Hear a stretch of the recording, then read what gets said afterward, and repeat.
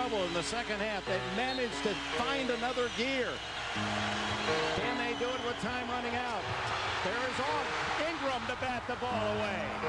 Williams could tie it with a three. He goes!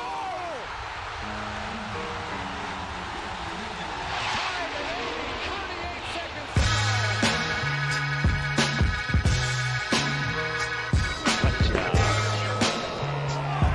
Oh, what are you doing?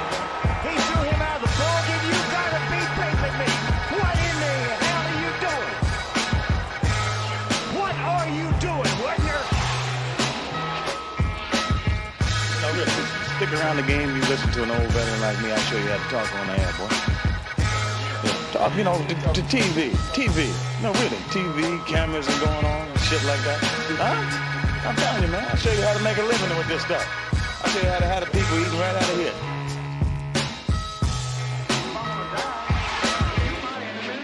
My name is a white people, not Vietnams or Chinese or Japanese.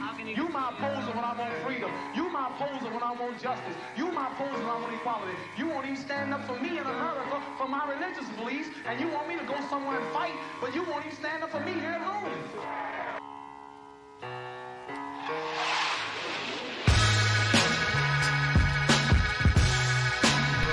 All right, we're back. We're in. We have fancy new technology. We have the soundboard.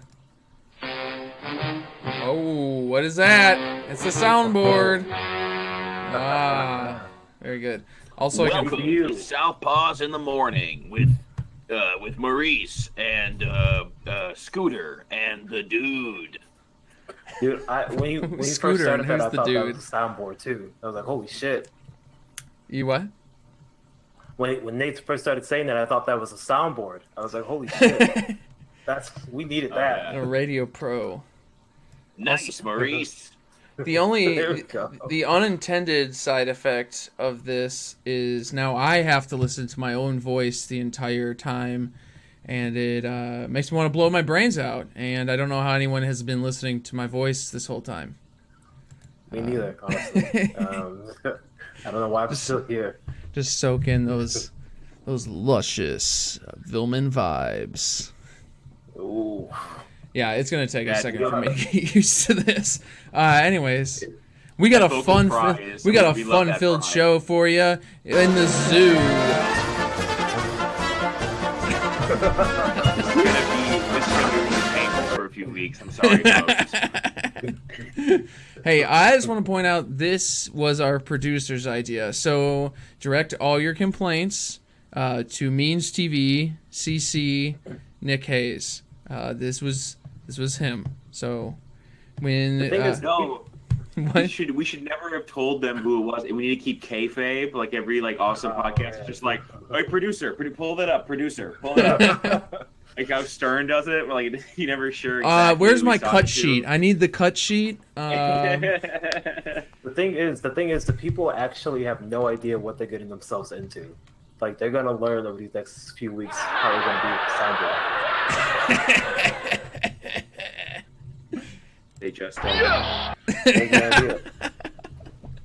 I got a lot of these, folks. I got a lot. I'm gonna hopefully maybe cut in a few Southpaw special ones, like maybe some Nate yelling, some classic Nate rants. They will intersperse and each frighten. one's 2.5 minutes long. You can play it, and there's no cutoff button, so you just have to you didn't know about that, so it just runs for 2.5 minutes. Just you saying over and over, no, you can't cut me off. Can you hear me? Can you hear me? No, this is mine. This is my rant. This is my time. We gotta get a good ooh anytime one of us says something very cancelable, very problematic. What do I got? I got the whammy ones. No, we don't like that. Okay. Yeah. Okay. Dig that. Me and my anti-Semitic comments from a few weeks ago. What's this one? There we go. We're gonna need that one for like disagreements, I think. So we had a few good Absolutely. We got a few good ones to work with. So that's there's the exciting addition to the technological addition to the show this week. Absolutely. Yeah, how was the week for you guys? I feel like I haven't talked to you, so we're gonna hash this out in front of everybody, and I'm gonna catch up. Yeah.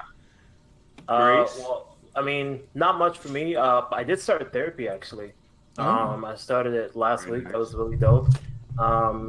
In it, we started by going through my entire romantic history, which, for those of you who know me, is literally only 4 years of history there.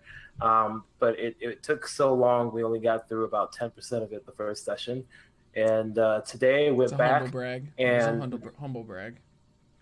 That is not a humble brag. That is a very soft drag, actually, of myself, because I don't usually last with a woman longer than a month. However, today it was getting so long. She was like, bragging. He lasts a month, folks. Today,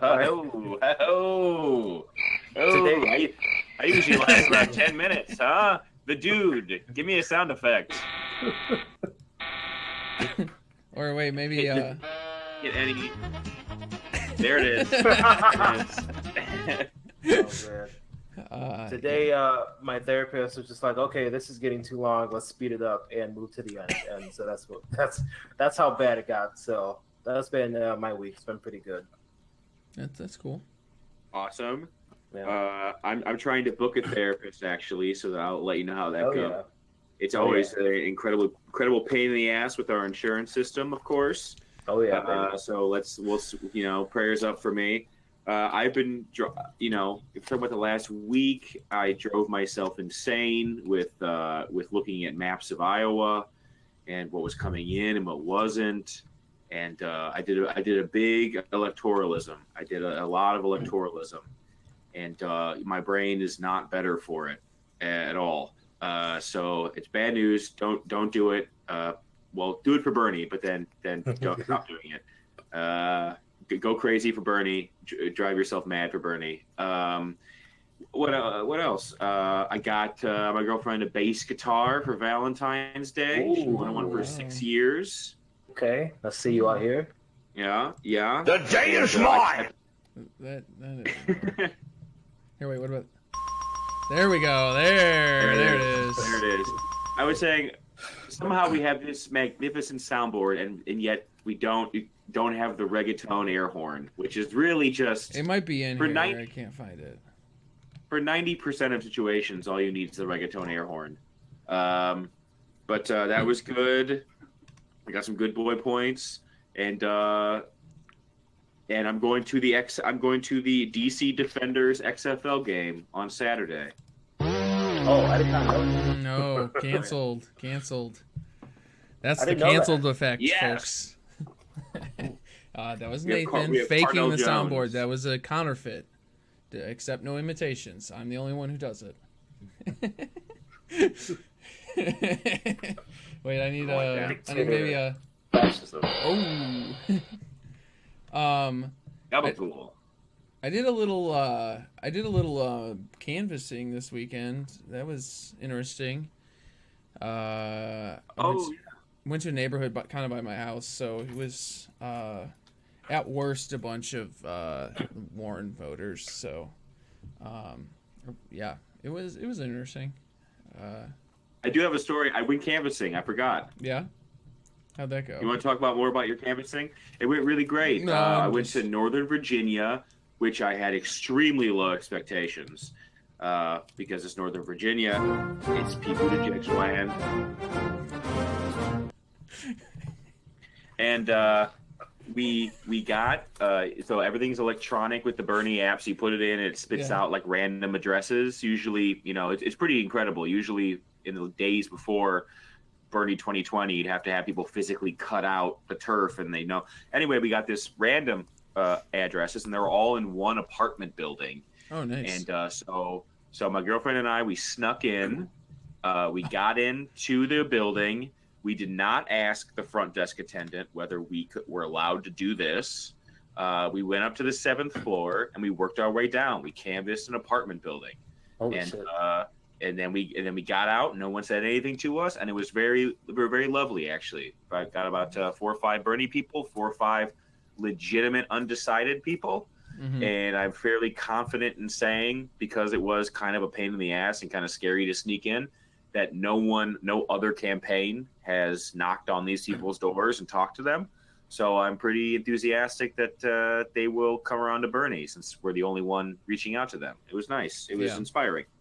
I stick by. I actually, speaking of that kind of stuff, I got my first what I would call real Twitter enemy, a man who I'm considering soft blocking because he's so annoying.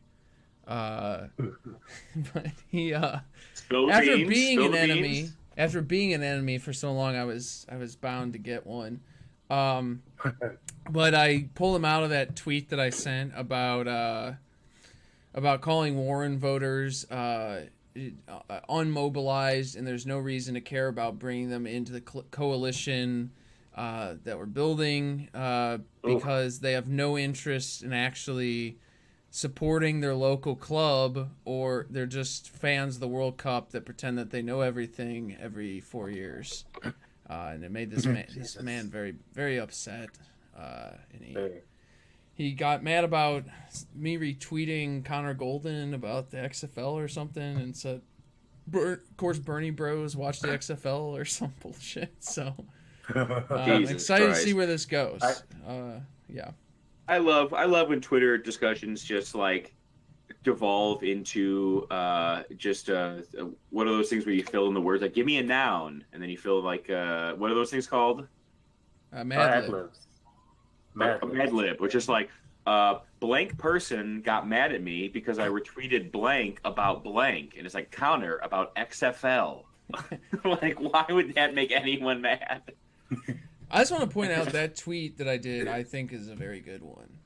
I think there's definitely it was rock solid. There's some truth to the fact that, like, I legitimately don't give a shit about convincing Warren voters to be a part of this because they don't have any real politics other than maintaining their voting registration. That's all they really think. They don't do any actual things, and they won't. They don't care. I know. I disagree with you, but only halfway. Where it's like I want the half of the Warren voters who would go to Bernie, but I also agree they won't do anything except vote for Bernie. Like they will take 0 extra steps other than voting for Bernie. But I want them to vote for Bernie. But you cannot rely on these people. But I do want their votes. Please vote for us, even though we don't respect you. Please vote for us. Because I'm basically at the point where Tom and Terrence have been talking about on Trillbillies, and they've been hammering quite a bit, that really the only victory to be gained from Bernie is like mobilizing an actual working class, like unified coalition to do other things, and just show them that they could do something. Like, and so. You know, which I'm still concerned about, considering, like, I met this guy canvassing who was, like, really into Elon Musk. And then when pressed on this, he said, well, it doesn't really matter because climate change is so bad that you should just become a primitivist, essentially. So I'm like, you know, that was some real capitalist realism going on from that guy. Yeah. What do you mean a primitivist? Like, he said that you need to, like, learn to generate your own electricity and food and live in the middle of nowhere. And I'm like, I think that there's a middle ground. We could radically transform society, or at least try. Hey, you know what? I do respect the idea that he's already planning for the apocalypse and moving forward with that. I don't think he was. I think he was very concerned with the stock evaluation of Tesla, and he was with Bernie because he thought Bernie was going to subsidize a lot of Tesla or offers tax incentives. Interesting. How I just feel about it, like as long as Bernie's not compromising his views, as long as he's not trying to pander to people, I'll take everybody. If you're gonna vote for him, just know that he's like, we're not gonna change for you. You're either gonna have to change for us or eventually be abandoned. But please vote for Bernie. But just know that we're not gonna change for you. Yeah. Hey, this might be too late for us to do. I should have told you earlier. But while we're on this topic, Adam, is there any way that you could put up the T-shirt that? Oh yeah, I totally forgot about that. Did I send that to you on Twitter, or did I send it to you on Facebook? Yeah, it was on Facebook. Okay. Yeah. You bought this for what now? What happened? He bought me an early birthday gift. He knew that he knows exactly what I'm into. Yeah, it's some kinky stuff, is what it is. It's pretty kinky. It is pretty masochistic for sure. Okay. It's just the George Clooney sex swing from Burn After Reading. Okay. Hold on. If you like Burn After Reading, that's a great joke, and you'll like that. But you're laughing at home right now. I know that it is. Okay, too bad nobody on this podcast. You're gonna have to kill a little time while I get this. It's all good. This would actually be a wonderful time. Anytime there's a sex joke, especially a really kinky one, we need a very specific soundboard. We need an awooga. An awooga. We need or boy. Oh yeah. Yeah. Exactly. Yeah. Absolutely. Okay. Or if we can clip Adam saying somewhere, "I'm horny," and just clip that. I'm sure he said it on one of the episodes. I've never said that. I'm 1 or 2 or 3 or 10 for sure. I'm not the horny one. You just detailed going to therapy and talking about your sex life for hours. Not even my sex life, just the dating life, dude. That's the part that anyway. So Nate, okay, here. So I got it. Yes, we have to burn some time. So let me tell you in detail I got it up. The entire plot of Burn After Reading. Okay. What? No, we have it? I lost your mic. You're getting cut off. Nathan, here, I'll send it to you. I'm sending it in the Twitter chat. Yeah. Where is our Twitter chat? You hear me, though? You can't hear? That was just a gag, right? That was just a gag. Okay. Because my internet is shit, so it could be, don't scare me like that. So I'm getting... I got Maurice this shirt. Pete's. You didn't. Where's the soundboard? Which one should I hit? I don't know. Happy birthday! Happy birthday! Does that one work? Maybe. I heard happy birthday. Yeah. So gave. Oh, sorry. You gave money to the P campaign for this. No, I didn't actually buy that. We did say we are trying to come up. If anyone has a suggestion, we'll do a poll. Yeah, we need some sort of bet to make where Maurice will have to wear this shirt on a stream, or I will have to wear something similar on another stream. I think that we should up the ante a little bit, because wearing it on the stream, I feel like most of our listeners are not YouTube.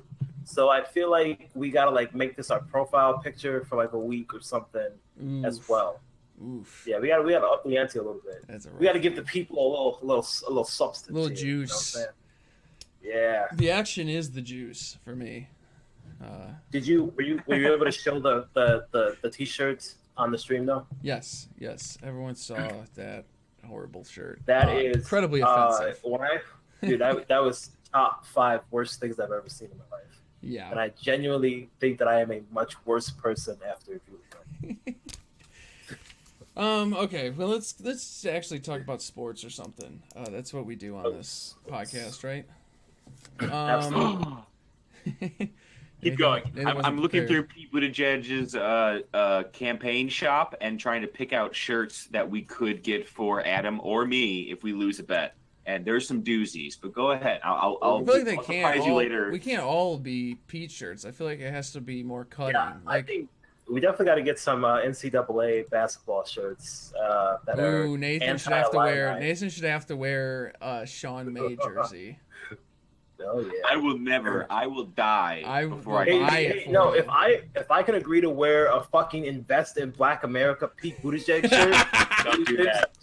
There's nothing that you can turn down. That's There's actually nothing. that's kind of racist. Pete Buttigieg has never hurt you in a way you've never been hurt before. Pete Buttigieg has never done this. Oh, no, that's a canceled noise. That's what did Pete Buttigieg do to you personally? Besides basically signing off on the killing of black folks in South Bend from the police force. I know, but what personal tragedy. My bad. I need a on this date, this particular thing happened that I knew about and it affected me at a deeply personal level. That's the only way I'll do it. All right, we do need to move on to sports. Before we do, just to be fair, seeing that Pete Buttigieg shirt did definitely affect me on a very deep and moral level. So there's that. That's true. You're silencing POC right now, Nathan. I won't do it. You're minimalizing their struggle. The Pete informant. I'm putting links into the chat about other fun Pete shirts that we can get. The bootededgemerch.com. Is that the same? Yeah. Yeah. Yes, okay. I found a Grand Theft Auto Pete Buttigieg shirt. Oh no! Oh my god! What the fuck is that? It's like not even like a clever one. Yeah, I don't like that. Anyways, well, I don't like it. We got some MLB. MLB is stirring the pot. Lots of MLB, baby. Stirring the pot again. It was just announced, or the article came out like a few hours before we got on stream. So, they're apparently talking about moving the playoffs to having from 5 teams to 7 teams, and then the division winners, or like the better seeded team, gets to pick who they want to play. Yeah. In each round, well, I guess once it gets to the semis, it doesn't matter. But yeah, so and I guess it's like the whole thing is gonna be televised when they pick. So Jesus. Yeah. I mean, see, kind of like it. I'm not gonna lie. Listen, we do have. I hope we have the problematic soundboard picked out. Because you need to hit that shit right about now. Here comes some anti-Semitic comments. Here we go. Get ready. I don't know how. I'm not gonna lie. I'm kind of looking forward to this being implemented. Just because, man, it's just such a disaster, and baseball's already headed down the shit tube, and I really would just kind of enjoy them just plunging forward with the death. Well, you know what it is. They saw the success of the NBA All-Star game when it's like pickup basketball and you can pick your teams and like, how can we do that? But it's baseball, so just much more stupid. Just an incredibly stupid version of that. Well, that's the thing is that. So, well, they've already played around with the All-Star game back when what was that dick's name? That piece of shit, Bud Selig. Back when he like made the All-Star game like count like towards the season, like the winner got home field advantage or something. Possibly one of the worst ideas in professional sports ever implemented. Absolutely ever. But to do shit at the All-Star game, that's the time to fuck around. That's the time to like think about like changes and shit. They're just gonna go straight to the playoffs. Like let's just completely alter the entire playoffs. Yeah. Because like the All-Star game one was a gross overreaction to how he ended it in a tie. Right. It was like, oh well, this is what you fucking animals want. You guys know, a couple years ago they were talking about changing the rules of extra inning games. And having it be where, like, in an extra inning, like, a player starts off at second base or something. Right, like in slow-pitch softball. Right, well, see, that's something that Bud Selig could have done for, like, the All-Star game. Like, instead of saying, oh, this counts, like, just, like, do some shit like that to make it go maybe a little bit faster. And then, like, that would have been decent. But this is, a slow-pitch softball All-Star game would kind of be fun. I mean, that would be... I can see that just, being fun. Just all EFIS pitches. Only 16-inch softball. They should play the yes. The superior or wiffle ball. game. Just do wiffle ball. A game of wiffle ball with all stars. I would love to see Garrett Cole throw a wiffle ball. That would be That'd be so fucking cool. Yeah. But instead they're just like, let's just destroy. Instead they're like this. They said, how about this? The most winning team gets to pick the team they want to play. Every player gets a vote. Now there's an app that you have that we contracted out. And you have to download the app and you have to enter the results of each team into the app. It'll be relayed to the MLB office, which will be counted up and distributed into player delegates. And then each player delegate will be in a very convoluted way. You get what I'm doing? I'm doing okay. This is. Oh yeah. I got it. Here you go. There you go. So Adam, what do you think? I mean, how do you feel about it? I mean, I like the attempt to at least like try and have like a bit of spectacle to baseball, because like they've kind of refused to do that. I don't really know how exciting the show would be, but like, so hockey kind of did a similar thing to their playoffs, like where they did this weird divisional thing, and it kind of just pisses everybody off because it's it kind of is like essentially the delegates thing, like where it's like, oh, like these people missed the playoffs, like better records, or they had to play like a harder team because they got a wild card even though they were better like than the third place team in one of the other divisions. And I could see, I mean, I kind of just like the idea of, like, you should be, like, that's kind of an interesting thing to give, like, a higher seeded team, especially in a team like, a game like baseball. Like, you know what I mean? Like, you could be like, oh, like, I mean, it introduces kind of like a cool strategy thing, which is kind of like one of the allures of baseball, I guess, you know, is that it's supposed to be kind of like their slow, like, march to the sea, and you know, like there's just like all these strategy elements, and you put stuff in place, and so I think it could be interesting. I mean, but they definitely think it's gonna be the fucking all-star draft, which is, I don't even think that popular. Nobody gives a shit about watching that. You know what I mean? Well, I mean, that's also, maybe they don't care because it's the fucking all-star game too. Like, you know, I mean, like it's about generating fucking Twitter content, social media content, and MLB is really bad at doing that because they don't let you post anything. And they're really tight-fisted. They aren't as bad as as like other leagues, like, but yeah, like it's definitely them trying to like create another source of media that they can put on social media and get clicks, because they're somewhat savvy at that. So, because like a few years ago, you remember the current incarnation of the wild card game is only like what, 5, 6, 7 years old, something like that. Yeah, because I think the first one was when we worked together. So, yeah, I think so. Yeah, the one game. Like 5 years. Yeah. So I mean, how did you guys feel about that? Because I know when I first thought about it, like when that first came out, I thought it was bad. Now, I mean, I don't know, dude. I love that shit. I don't like it because it causes so many fucking weird ties. Like now we have way more game 163s on top of the wild card game, and like that was the only reason why they did the wild card game, because they were like we had a couple game 163s, and like everybody loved them, and they were all like almost all of them were classics. You know, and it's like they're like, oh, like let's just have this every year. Yeah, and that's what they're doing. Yeah. I just asked the question because my issue with it has always been, I just think that they are targeting I don't think they're targeting like the root issues of the MLB problem that they seem to have.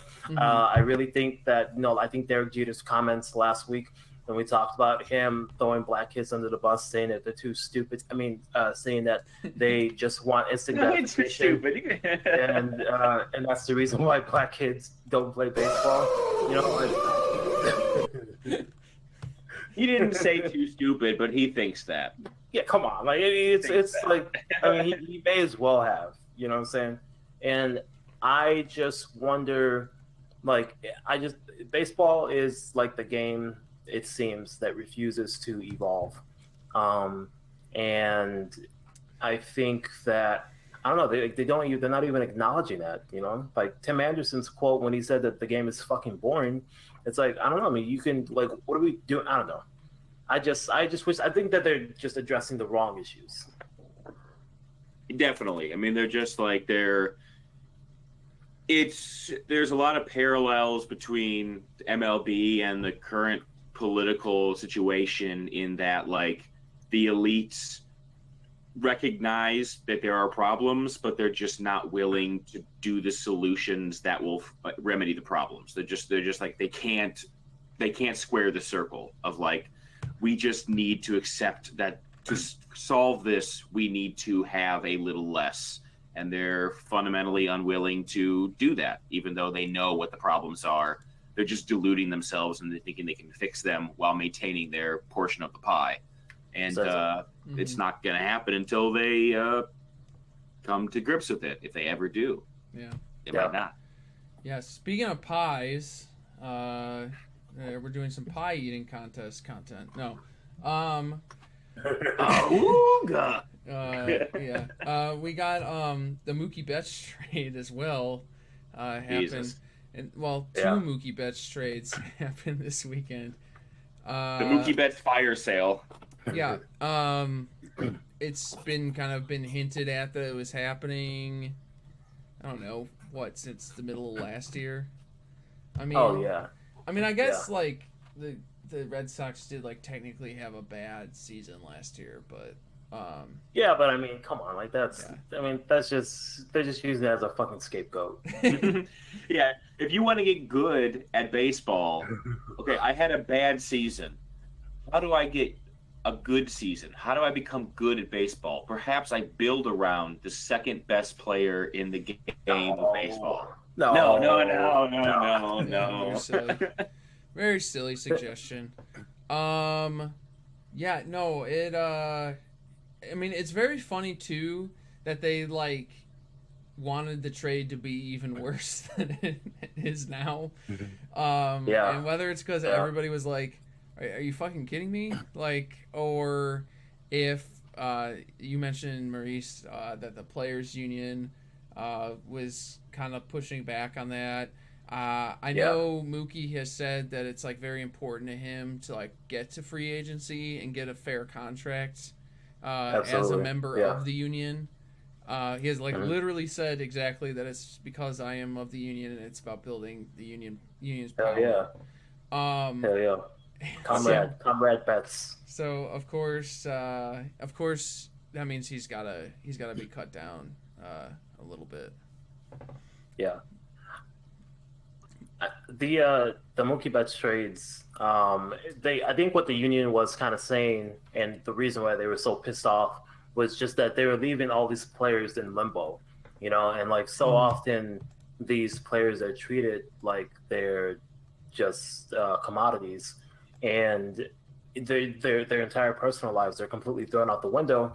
And I think what the union was just saying is like, these are human beings. Like, you can't just like keep them up in arms about what the fuck they're doing with their entire lives for days or weeks. You know, like, come on, like, just kind of like move it along. Isn't that still happening? Isn't Jock Peterson still in limbo? No, I think that trade is just dead. Jock Peterson has been on the trade block for 3.5 years at this point. Yeah. Literally since he got called up. Yeah. I mean, that is the thing. That was the thing that was like kind of funny to me is in the chat when we were kind of talking about this. Nathan like pops in and he's like, oh, it looks like the Dodgers are trying to compete this year, and then it's like they're literally the only team that appear to ever really be trying to compete. And for some reason they just can't win the World Series. I said that? Yeah, you like popped in. I think you were like, no, looks like the Dodgers are going for it. No, we said the most Marxist baseball team is the team that spends the most money. In Marxist terms, if you spend the most money, you are the most Marxist. And I said Dodgers are making a play for the most Marxist baseball team. I like just read it. I didn't see the first part, and I thought you were like, oh, the Dodgers, they're really going for it this year. And that would be on the level if I went into the chat and I was like, so if they hit a home run, they get to go to all the bases? They get to go to every single one. That seems like a lot to do, a lot of bases to get. I think that's at least better than me not knowing who's in the Super Bowl on any given year. Who gives a fuck about the Super Bowl? Yeah, fuck I still don't know who was in the Super Bowl, actually. Who do you think? Guess. Take a guess. Well, I know. I'm pretty sure the Eagles were in it. No. Keep guessing. No, it wasn't the Eagles at all. Well, it was definitely a Philadelphia team, right? No, not at all. That's the only one. Eagles are the only one. Fuck. Are you serious? Yeah. Yes. I would think Philadelphia. Okay, the thing is, I know it wasn't the Patriots because I remember guessing them, and someone looked at me like I was fucking stupid. There's a lot of media hand-wringing about how they weren't there. It's the death of an era, so on and so forth. Okay, so it wasn't New England. It wasn't. Was it the Saints? No. No? They Shit. got bounced in the first round. I thought the Saints were in the second round. I don't know, to be honest. Yeah, they got bounced early though. They didn't even make the championship round, I don't think. I have no idea. It's a Midwest team and a West Coast team. A Midwest team, so it wasn't the fucking Bears. Definitely not Bears. South. Definitely go south. Okay. Go south. Almost straight. What's that? But it's Midwest. You want me to go south from Chicago? It's Midwest and yeah, Great Plains, Midwest. All right, Kentucky? All right. There's no Kentucky football team. Well, I know. That's why I'm so lost. I have no idea. Okay, while you contemplate this, I'm gonna move the topic on from Mookie. We'll ask at the end of the show. Yes. You can have some come time up with to a think. guess. You can have some time to think. Yes, the Mookie Betts trade is very very strange that they got called out and then tried to pull it back and then they got to Isn't there one last thing? Isn't there general manager the Red Sox currently or was the general manager of the Rays?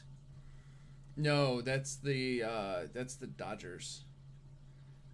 The Dodgers? Who do they have now? Did they? Yeah, no. Another one of the Rays guys. Who's the one who got the guy who who has been very credibly accused of sexual assault? Was that the Red Sox? I thought that was half of them. It's like the I guy. don't know, but it's the guy I'm who I think pretty is sure... Dominican, but looks like a white. He looks like Tom Hanks' son that speaks with the Jamaican accent. Oh, Jesus. That guy is wonderful. It's Brian O'Halloran, and I'm pretty sure he was with the. Oh no. Oh no. Okay, it was Chris Bloom, the chief baseball, the CBO, chief baseball officer. So basically, a high-ranking. Basically, the Red Sox, a team that operates on a $200 million yearly budget, brought in a guy from the Tampa Bay Rays, which should have told you everything you needed to know about what direction the fucking franchise was headed. The Dodgers GM is also the former Rays GM. Friedman. Yeah, Friedman. Yeah. You know that classic GM, Friedman.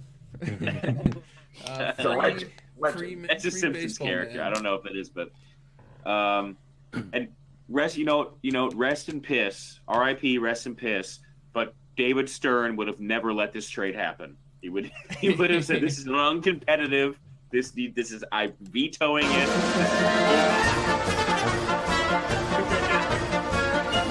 Okay. Yeah, that's true. I did kind of think about David Stern during this. Yeah. So moving on. We have too many topics, and I'm hearing my own voice, and I need to reset here for a second. The hearing my own voice part is just still fucking me up. You want us to take over for a minute, man? We got your back. You're good. I got this. I know how to podcast. It's just in case of the yips. You've You've been practicing extra hard lately. That's true. Let's do the Twitter content. We can check in on Justin Jackson, as well as a new. We'll call him Evil Justin for now. Justin has been like straight up. I'm just gonna give a general update on him. He has just been like turning into like you'll find him in replies, just doing regular replies now. Like he's gone full weird Twitter. He's up 10,000 followers since last week. Good for him. Yeah, he's at 55.7. So he's doing numbers. He's gotten full blown Twitter brain. Although he did retweet that thank you Phillip Rivers, who's entering free agency apparently. I mean that's his guy, you know. Yeah, let him have it. Yeah. Phillip Rivers seems insufferable. Anyways, so enter Evil Justin, aka Chris Warcraft, aka Chris Clue? Yes. Clue. I think it's Clue. Anyway, who gives a fuck? Who gives a fuck? We're gonna roast him, so whatever. Fuck this guy. You may vaguely remember Chris if you haven't been like keeping up on him, as he did like he wrote a piece in Deadspin when he kind of like was forced out of the NFL for speaking up again about like vaguely feminist topics, if I remember right, something like that. Just nothing even very brave, to be honest. And he lost his job. He also was old. So, like, I mean, he claims that they told him that they're like, Chris, we hate that you're a feminist. But, like, it's starting to seem like he was trying to just build a brand at this point. Because he does what I'm about to detail. He does stuff like this kind of frequently.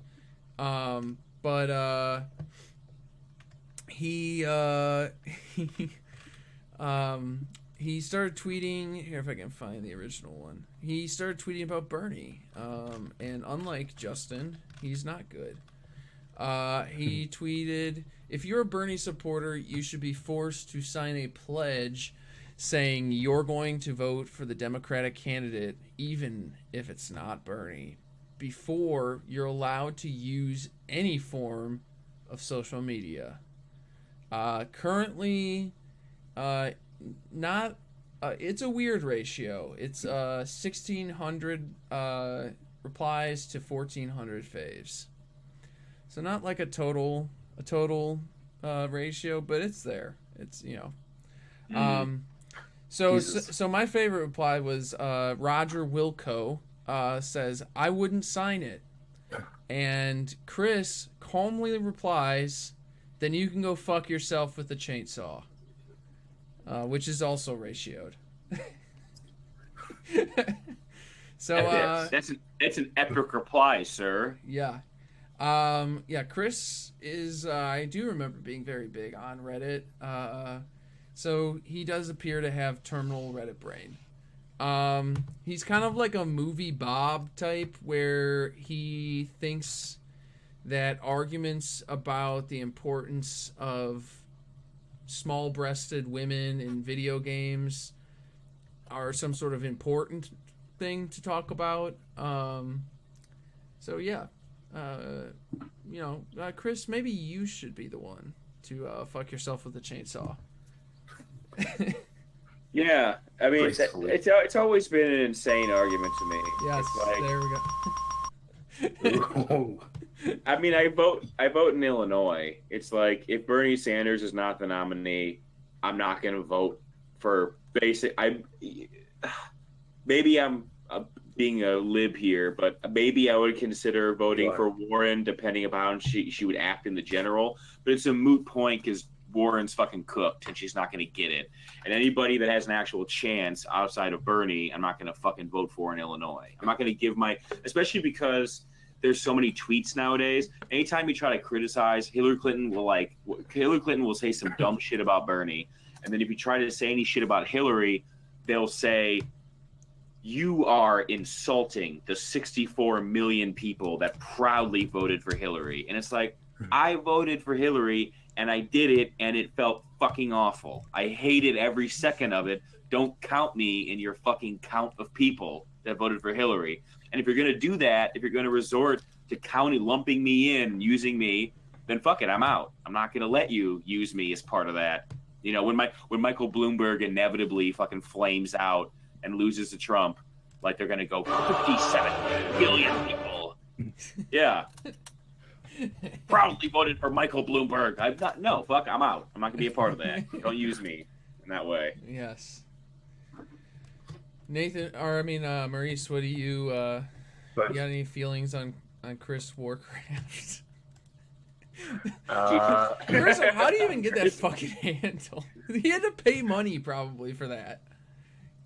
He wanted to be Chris Warcraft. That's his handle.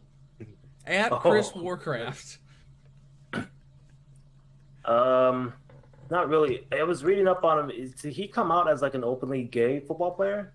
No. No. He's just supportive. Oh, is that what it was? Supportive. Was that what it was? Okay. Well. Yeah. Okay. Well, maybe I was wrong. Go ahead. What you were saying? No, I don't know. There's not really. I think he's good for the politics of sports. I think it's always good to have an evil empire. I always talk about how it's good that the Astros are evil, and I think it's good that Justin Jackson has his the yin to his yang. Good. We need feuds. That's what I'm saying. It's good for sports. I love how you come at literally every sports story from a wrestling angle. You're like, it's good if you need a heel for every face. There needs to be a heel. Listen, it works. This model has been in place for a century. All right, heel, baby face. It works. Okay, so I'm looking through. Yeah, what he did was he got fired, in his words, a year after going to a bunch of really expensive dinners that were against the Minnesota gay marriage amendment. So he calls that activism. He calls it activism many times, actually. So much has changed. Like, this is just like, I think I remember reading this and being like, hell yeah, like what a brave guy. And now it's just like, what?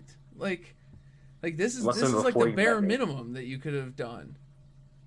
Absolutely. Yeah. So yeah, that's good for Chris Warcraft. I hope he cries when Liz Warren loses by 40 points in New Hampshire. 40 points? It's possible, right? She could get 0 votes. I was gonna say, yeah. We're being generous. She's gonna really struggle to crack 15% in a state that is literally right north of her home state. It shares a border, and she's gonna struggle to get 15%. So, and many of the people in southern New Hampshire, many of the people in southern New Hampshire live in southern New Hampshire to commute into Massachusetts, and they're not voting Liz Warren. Yeah. So. So get fucked, Chris Warcraft.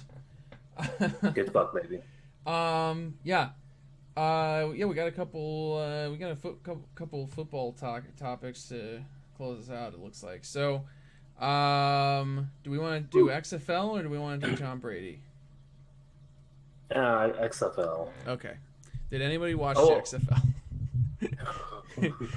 No, but I'm going this to year a game on Saturday, and I saw a trick play. They ran, which is very cool. I thought this was exactly what the XFL should be doing: is just having the offensive coordinators just run the wackiest plays they could possibly run. That's how you should build this league. So I thought that was cool. Yeah. They had a double option throwback back to the quarterback and then a pass. It was nice. Yeah, they have these like the rule changes that I don't know. I mean, it makes it it's the same game, but it's played a little differently. I don't know. I might be feeling it a little bit. I mean, I'm not gonna watch football still, but I do appreciate that it does seem less boring. Like if it was real players playing it, it would probably be less boring. Like, because I mean, they did put like an emphasis on like it not stopping, like which definitely the NFL should probably take notice of. Absolutely.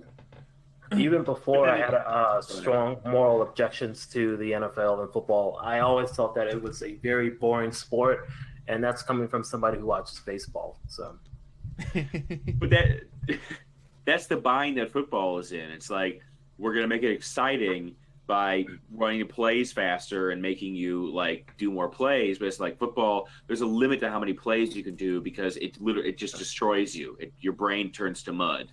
And so they can't get the NFL to do it because the NFL players would be like, "We're not doing that shit. We're not doing a 20-second play clock. Are you fucking insane?" Yeah, they don't stop the clock though for incomplete passes, which is interesting. I thought the whole point of that is like the ball, they have to go get it or whatever. So I think that incentivizes the team to run plays faster. Yeah, I guess. You did find one funny thing. We are kind of also saving some of the content for our guest next week, Connor Golden, who has been watching it much closer with much more excitement. But your beloved Defenders, right? Is that what they are? The DC Defenders. Thank you. The Defenders, they fired their defensive coordinator already. One game in. The Defenders did that? Wasn't it? I thought it was another team. Because the Defenders won. Oh, no. I know enough to know the Defenders won. The Wildcats did. The Los Angeles Wildcats. Why is there a team in Los Angeles? They don't even watch the two that they have. Anyways. They also got rid of the linebacker and team captain Anthony Johnson. Team captains. Yeah, there's already a shakeup. That's cool. I like shakeups. Bring a little bit of that European soccer pyramid flavor. It's about establishing a culture. You need to establish a culture at the Vipers or the Snipers or whatever the hell the team's called. The Earthquakes. The Wild. That's a terrible. Why is that an XF? That's a boo-boo. Yeah, no, it should be the Howitzers. Okay. Yeah, you're running... Okay, it's a little bit of a pet peeve. You're running this alternative, funky, weird league, and you go with the Wildcats, which is the most just vanilla conservative name you could possibly. It's L.A. You could pick like the L.A. what? Like there's so many more L.A. earthquakes. L.A. Avocados. L.A. avocados. Taco trucks. Muscle men. Yeah, I don't know. Yeah, Wildcats. It's terrible. It should have been the LA. They hate us. They hate us. The LA XFL. He hates. Would they get sued? Would they get sued if they did the LA Confidentials? I don't know. Maybe they might get sued for that, but the LA Confidential is good. Yeah. Yeah, I don't know. What do we have? The one thing I was talking about with Connor before when I was talking about him coming on is what do we think the over-under on the length of this league lasting? Do you think they make it to a championship game like the last iteration? I do. You do? Yeah. Yes, I say yes. Yeah, I genuinely do believe that this one will be more successful than the last one. Mm-hmm. I mean, I don't know. I feel like they genuinely have like a plan this time. Like if you read about the first one, it was kind of like they like JR, who is like Vince McMahon's right hand man in WWE, or he was for like 15, 20 years. Yeah. when he was talking about like when all that shit was going down, he was like, they basically put that together in like 90 days. Right. Like the entire XFL thing. Yeah. So I don't know. I mean, I do think this one might like last actually. Yeah. Or like definitely a season. They are like murdering half the players on the kickoff or the coin flip thing. They are what? You know, like in the last one, they had the scrum where the two dudes were racing the ball, and like get injured literally every time. Jesus Christ! That was nuts. So they aren't just churning through the league in that way. Right. Didn't they play the old XFL during the NFL season, or was it in the off season still? No, it was in the off season. Okay. Yeah. Okay. I honestly forget every time that they succeed. actually even played a championship game. Like it felt dead by that point.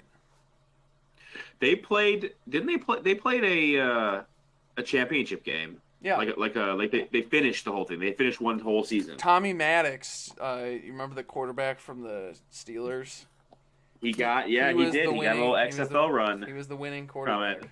Yeah.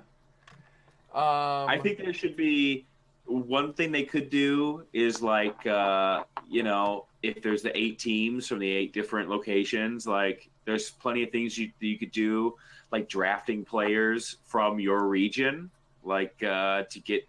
I'm just trying to think of like what would be the pull to go to an XFL game, and I'm thinking like if they were players from local teams that you remember, like if I was in Chicago and they were like 10 Illinois guys on the Chicago team, I'd be like, I kind of want to go to the XFL game to see my Illini guys. Yeah, that didn't work though for the last one. What was that one called? The All-American? No, what was the last attempt? The one that was in the early fall or whatever, the summer. Something? Yeah, I can't even remember at this point.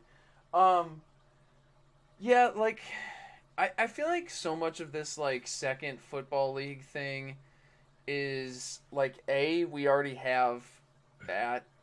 We have the NCAA and that like serves the purpose of the minor leagues or whatever, that like I kind of think a lot of people are like, oh, like there's like 2 baseballs and there's 2 hockeys, and like so people do want like more football. And I think it kind of is like this like cultural myth that the USFL was like going to succeed, like it had found something and Trump was the one who murdered it. And I don't really think that's true. I think that the USFL was about to collapse anyways. Like only like 3 of the teams were financially viable, and I mean, obviously, I think Trump ruined it in his way that he always does with things.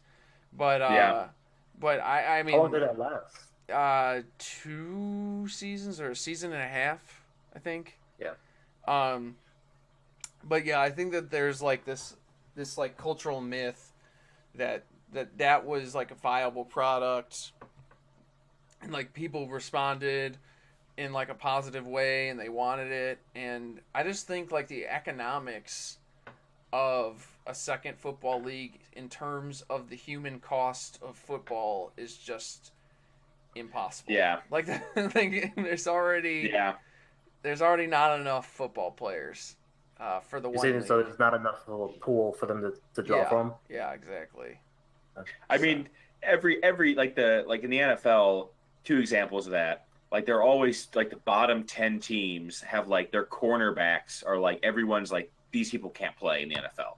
Like every team has starting like cornerbacks and safeties that are like these people are scrubs. Like they should be on the street right now, but there's no one else to. And the other point is that the NFL is the only big time football league in the world. There are thousands of quarterbacks coming through the ranks, and there's not 30 good quarterbacks in the world.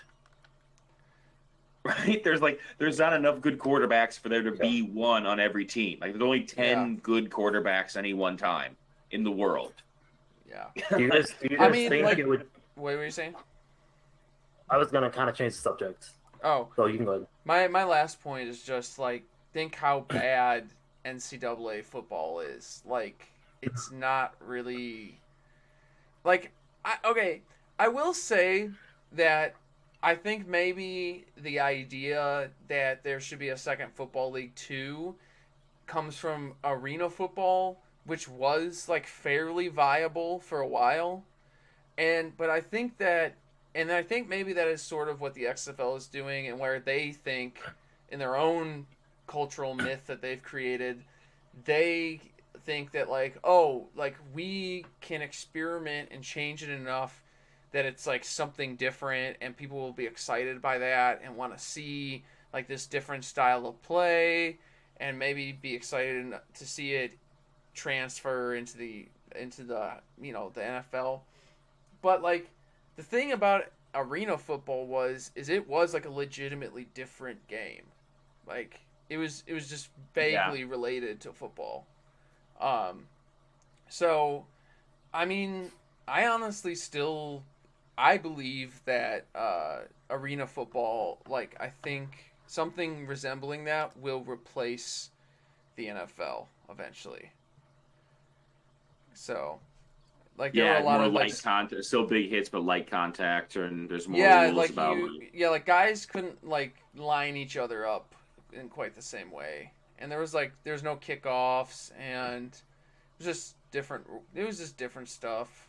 You know, there were less players on the field at a time, and yeah.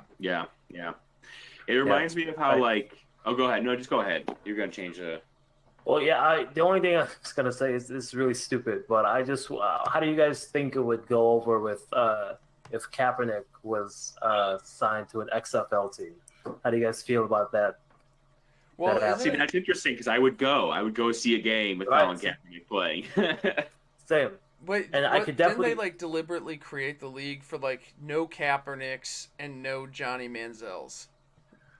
But it's like it's Vince though, right? It's Vince running it, and if he's still gonna have that mindset of like a pro wrestling sort of thing, like dude, what's gonna draw more heat than having like fucking Kaepernick? Nothing. Yeah. I don't know. It was just like a random thought. But one thing I think that we didn't really touch on before we move on.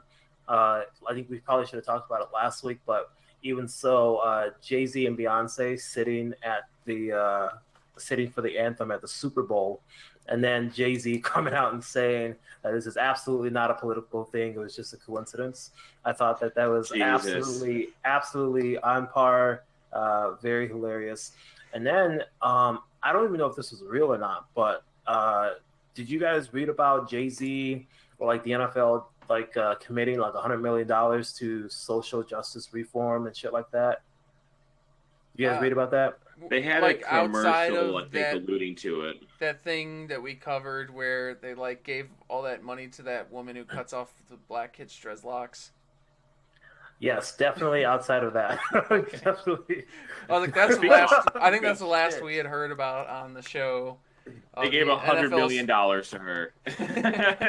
You can cut off so many more dreadlocks now.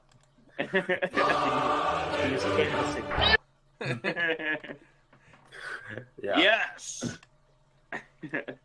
No, I mean, I just that was just such a wild thing, and Jay-Z now gets to like claim that shit, and like just view himself as a hero. And now there's a lot of people viewing Jay-Z as like the chess not checkers Twitter. You know what I'm talking about? The people, and you got to wait it out. You got to see what he's doing. See, the NFL, give him a chance. And now those people have ammo and shit, and it's just really bothering. It's never. Yeah. But I would love to see a single time in modern history where any argument where someone's like, no, they're actually playing 7D chess. Like, has there ever been a time where someone's played 7D chess and it hasn't looked like absolute dog shit at the end, where they actually were playing checkers? Yeah. When they're playing checkers, they're playing checkers. Yeah. Yeah. The thing with Jay-Z is just like, I don't know how you could believe that unless like I at this point he becomes Mao. Like that's how far he's dug himself in the hole. Like he would have to like literally be like, oh, like he just guns down an entire room of billionaires while he's hanging out with them. Like he's like, it was just like an attempt. Like so they started trusting me, and then you just like jokers the whole fucking room. A new press release from Rockefeller Records. Due to my new partnership with the NFL, I would like to ask the NFL to let 1,000 flowers bloom, and then we'll mow down the tall grass of the NFL. Yeah. You wanted Mount Jay-Z, you got Mount Jay-Z. Yeah. So I guess we kind of touched on this next one with Phillip Rivers. He's less funny than Tom Brady also deciding to be a free agent, and which of course is just perfect fodder for like sports radio types. Like they love, this is like the moment they've been waiting for a long time, to finally get to like have a little bit of substance behind the like, where will Tom Brady go now? What will happen? What do you think? What do we got for Tom? Are we talking about Phillip Rivers or Tom Brady now? About Phillip Rivers. The funniest thing for him would be he goes and starts a religious commune with his 14 kids. And I was about to say, the funniest thing about Phillip Rivers is how many kids he has. Would you like, it's not 14. You all get one guess of how many children Phillip Rivers has. I think it's actually 8 or 9. 8? Yeah. Do we have 8 or is it 8 or 9? You going with 8? 8. 8? Maurice? That was gonna be my guess, so I'll go with 10. He has 9 children. Oof. There you go. He has 9 children. Oh. So him working the land. How many baby mamas though? 1. It's 1. He's very religious. 1. He's part of some religion where missionary only. You're They've supposed all been to like conceived just to be a keep missionary. your wife like just constantly churning children out. Yeah, it's called Quiverful, and it relates to some verse in the Bible that says you must keep your quiver full of arrows or something like that. And it's like, wait, are you joking? I'm Is that dead a joke? serious. No, this is all serious. I can't even laugh at that. That's holy shit. But yeah, yeah. So Phillip Rivers, I don't know. I haven't kept track on him because I don't watch football. But Tom Brady, what do we think the best case scenario for Tom Brady is? Anyone?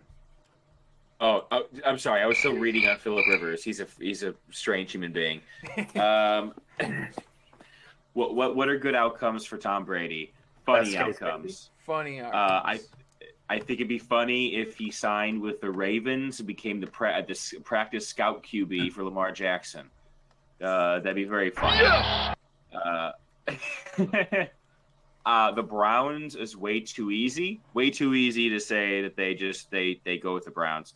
So I'm gonna say the new frontier of ineptitude and funny NFL teams is the Bengals. So he goes to the Bengals. I can't see him being into that. But it's not about what he's into. He's fucking 42 years old. Who'll offer him a contract? So is he still good? Like, was he good recently? He's average now. He looks like he's starting to look like how Peyton Manning did at the end, where it's just like limp noodle arm. He can't really move around very fast. So so half the problem was the Patriots had a dog shit offense, and it wasn't just him. They had no weapons. If you had a team that had tons of weapons, you could install Tom Brady, and he would competently score points for you. He's not going to win you any games anymore, but he could be competent for you because he still is Tom Brady and is like knows football. But he can't. Yeah, he's gone. Yeah, what were you saying? Well, I don't really have. I don't even know enough to even suggest a team, but I do think it would be really dope if he just didn't get signed and then had to wait till like mid-season and then had to retire, as opposed to just retiring right away. Oh, he'll get signed. He's gonna get signed. He's gonna a draw. Even if you're the Bengals, like that's gonna boost, and you're destined to go 2-14 next year. With the Bengals, he's not gonna go to fucking Cincinnati. Cincinnati. You think? You think? No. I think no. Okay, so here's the thing. Take one look at Tom that fucking Brady, chili and get the hell out of there. He'll get an allergic reaction from just being in the city. He's gonna have to drink alkaline water just to cure the thoughts. He will have a transformation now that he's hit free agency for the first time. He's going to have a political and moral transformation, realize Kaepernick was right, tell everyone that if they sign him, he will kneel for the anthem every game, and then no one signs him. They blackball Tom Brady out of the league. Yes. That would be cool. And then he goes to the XFL. Yes. To the LA. That would be a good storyline because the XFL, we couldn't get Kaepernick, so we got the white Kaepernick. Under Nate's story, they got he's the white Kaepernick. They got right? Chris Warcraft. Is who they got. Much better. Tom Brady's dropping a new track, feeling like white Kaepernick, and that's. I think the sort of plot, like there's a timeline where this exists. Is Tom Brady? Oh no. Tom Brady, Belichick cuts him. He signs him and cuts him after 2 games. He says, in a classic Belichickian move, he just straight up just doesn't even, no fanfare, just cuts him. Tom, in that scenario, what? If is there in a more wild scenario, and I'm not saying it will happen, I'm not just saying it could, Belichick signs him on a 1-year, non-guaranteed, we can cut you anytime. He comes into the office. He says, Tom, we're cutting you. Then Tom does a Chris Benoit on him and Bill Belichick. Murder-suicide. It's over. That's how the dynasty ends. Okay, so that's like one page of the Choose Your Adventure of Tom Brady. You just turn. You have murdered Bill Belichick and have a gun in your mouth. Yeah. Oh man. That's one. So, but what I'm thinking is Tom retires back to the Bay where he is from. He begins a cult. He starts wearing lots of white linens. He has a compound. He also then fathers a bunch of children, but with many supermodels and women that he has brainwashed with his weird waters and teas given to him by that guru. Then, one day, Tom comes to the media. It turns out that this Svengali has been brainwashing him, been using all sorts of mind control techniques. Tom actually is Antifa. And he murders Bill Belichick and then kills himself. Yes. Yes. There it is.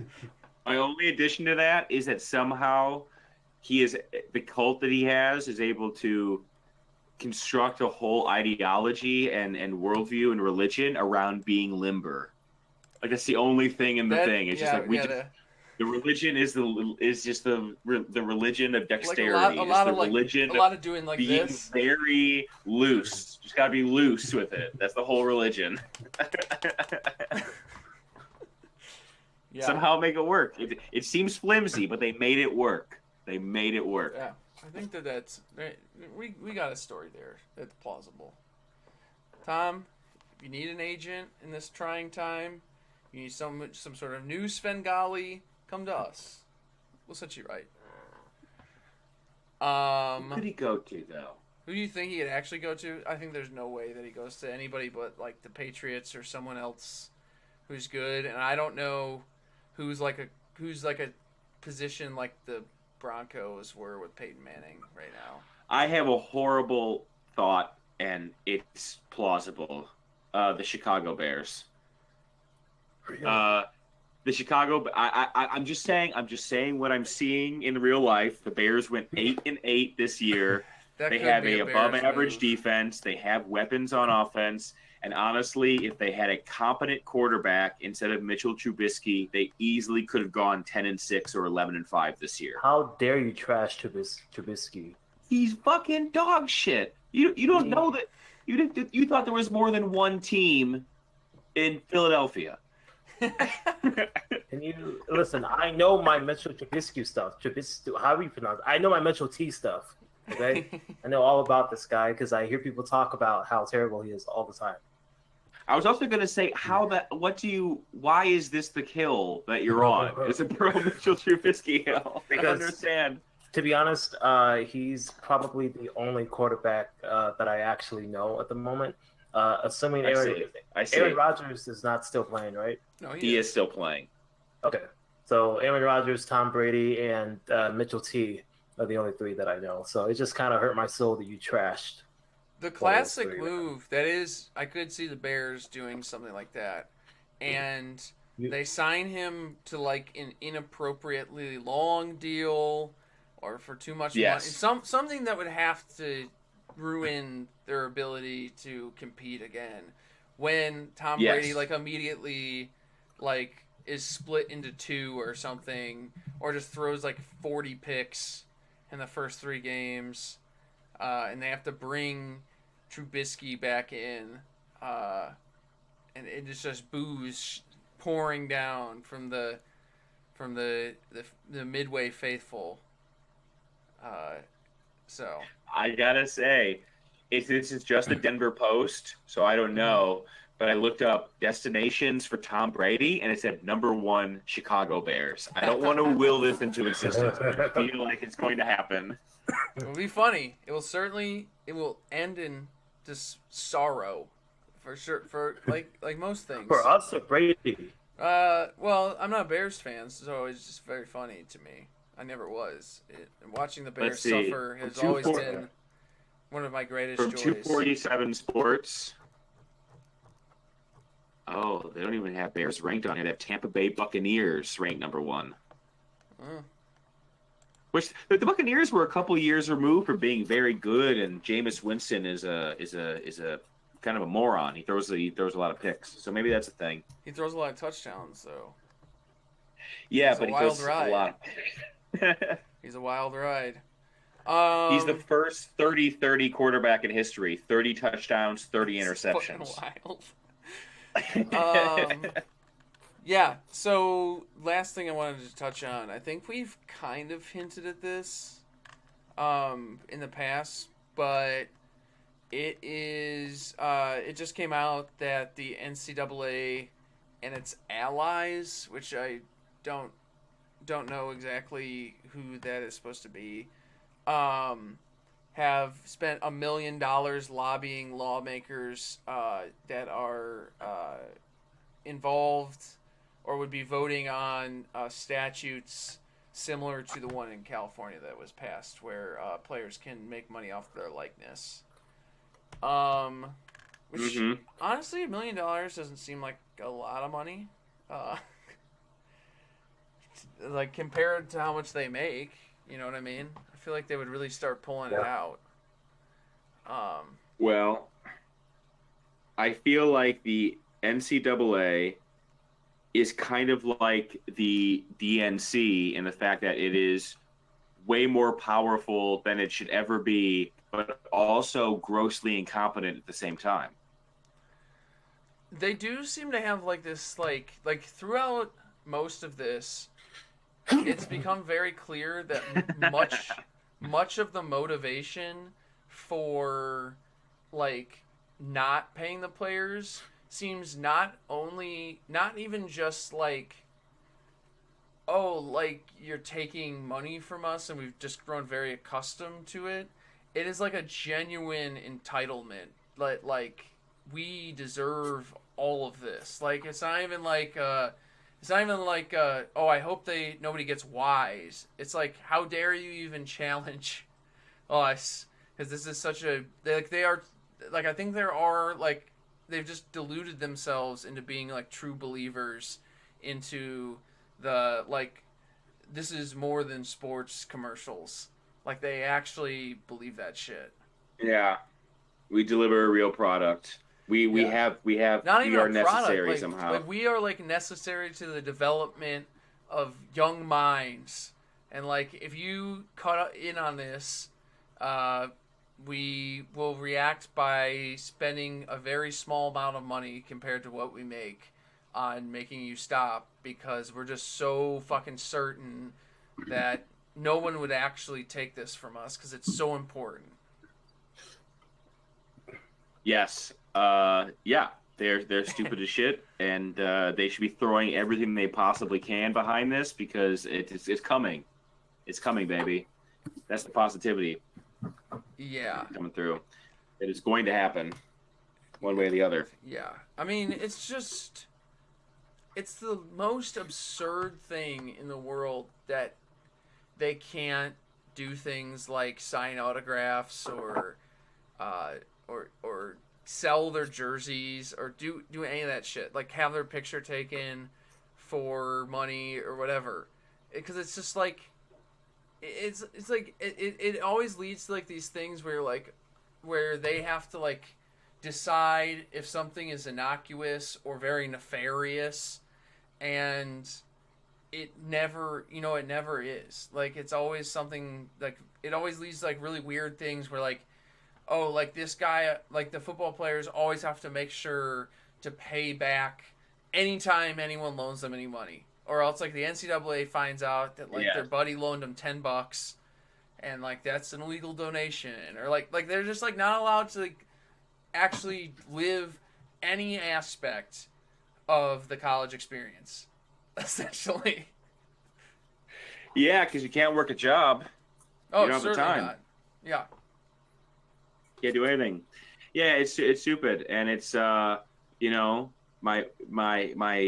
alma mater, my favorite conference, Big Ten, not cited as spending any money whatsoever to defend this. So either we are the most moral, most Marxist conference, or the absolute stupidest in the fact that we decided to spend $0 trying to stop this. At least the Big 12 is like, we have a problem. The Big Ten's like, nah. It's going to take care of itself. It'll take care of itself. Don't you realize these fucking rubes that watch this shit? 100,000 slack-jawed morons pour into the bowl every week, and they're not going to stop for anything. Exactly. Like, I mean, that's like just exactly the, like, it's like they legitimately believe that everyone who watches college sports are the kind of like racist uncles that say like, well, I just really like that there's none of that showboating because they're just doing it because they love it. Like, and I'm like, I think that's like not very many of the people watching the sport at this point. Not anymore. No. Well, the big barrier to it is like, and I know that it's lazy to quote Chapo, but I'll do it. Like in one of the recent episodes, it is lazy. But they said like one of the big barriers to a Sanders presidency is like when it gets close to being real, you have to think to yourself, are you ready for this change? Like the possibility this might happen. Like, are you actually willing to actually get whatever he wants to get done? Are you willing to sacrifice and it not just be abstract anymore, but to be physical? And I think the biggest restraint that the NCAA has at this point is all symbolic. It's all like, if you get rid of us, this will collapse. This thing you like will go away. and we promise you it will. And so that's the only thing that they have is basically like, we have to be like, okay, are we okay with the possibility this might go away? It probably won't go away, but are we okay with it going away? Because the fear is the only thing keeping the NCAA, way more than the power and the money. I think it's the fear. Well, I think it's a lot of like, it's a lot of like when you're faced with something so entrenched or feels very entrenched, because like many things in our society, the NCAA is a fairly recent invention. Like, I mean, it's within our parents' lifetimes that it's operated in the way that it has. And like when you're faced with like knowing that there's like large structural reform, like that is necessary to fix something. So like healthcare or student debt, or just pay how free college would look, or how something like just treating people more equitably, like you know, not tying all your worth to like what you can produce for capital.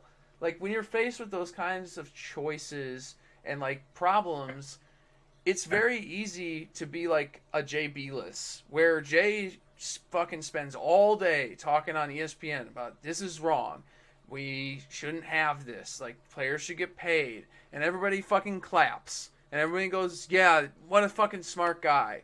But what does Jay Belis fucking do? He makes shitloads of money off of saying that. He makes shitloads of money talking about college basketball. He doesn't fucking do anything. And I think that's like a big difference, like you're saying, when we're faced in this moment, is that we have to say we're gonna just we're just gonna change it and deal with the consequences of the change, as opposed to continuing to face the consequences of something we know is wrong. And all of the Jay Billises of the world, they walk up to the door, they put their hand on the knob, and then they back up and walk away. And they're not willing to open the door. And we have to be willing to open the door and face what is behind the door. Yeah. That's it.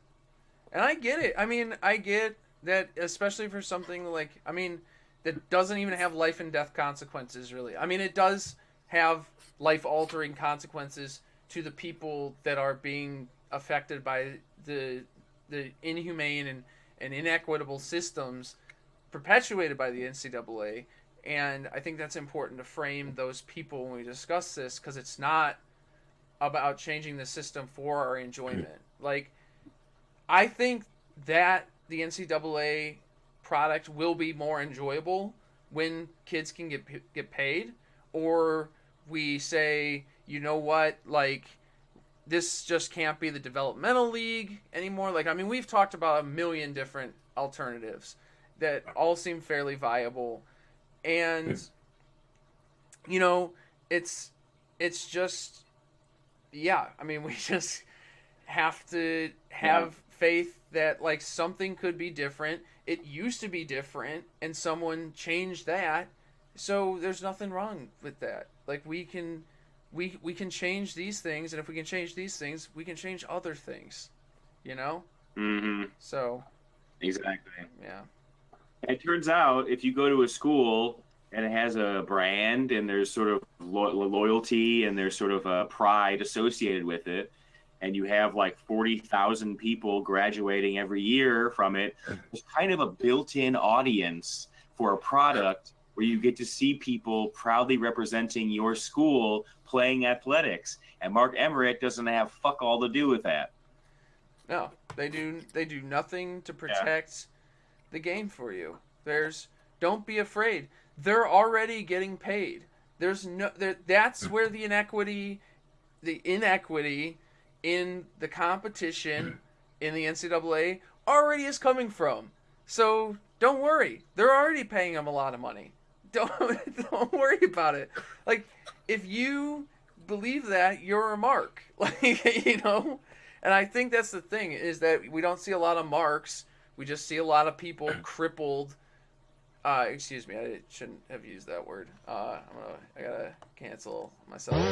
Devastated. They're you know, devastated. Yeah, I mean they're just they're frozen by the complexity of the problem, and we cannot be afraid of big problems anymore. We have to we can do it. I'm seeing that every day. Every day I go out with the Bernie people, I will say it does make me less depressed and cynical. Ooh. Is this a face turn? I think so. Is that what this is? Yeah. I think that's what this is. What we got? Man, I just lost my tag team partner. You're the only one. My day has come. Oh, that wasn't a good one. I don't know. Maurice is the only one still basking in cynicism in this primary season. Get on board. I still got a little bit. Nah, I mean, I'm what's that? I'm on board. I'm not excited to be on board. You know, it's just like you have time. You have time to be cynical the rest of your life when someone assassinates Bernie. But for now, I sure do. That's right. The last 25 years of my life before the world explodes. I hope it's an explosion. Never change. Really, what's gonna never happen. change, Maurice. I am turning 25 this year, so if it could be like I turn 25 and then there's a 25-year countdown to the end of the world, that'd be pretty cool. Yeah, there you go. What do we got? We got any housekeeping? I believe, I don't know if this is still going on, but they are selling free tickets, so not really selling, but offering spots in Detroit as well as a couple other places for the Means premiere, the Means TV premiere. They are premiering one of their documentaries. It's going to be a lot of fun. Me and Maurice are going to be there. And the Detroit one, so we'd love to see you come out. We are Means launches in 17 days, so get ready to go there. You want to be on Means. There's lots of exciting content that they're doing that is like ours, but good and fun. Don't frame it like that. I wouldn't. Well, I mean, if you like this, if I got something even better for you. Here, I'll play that.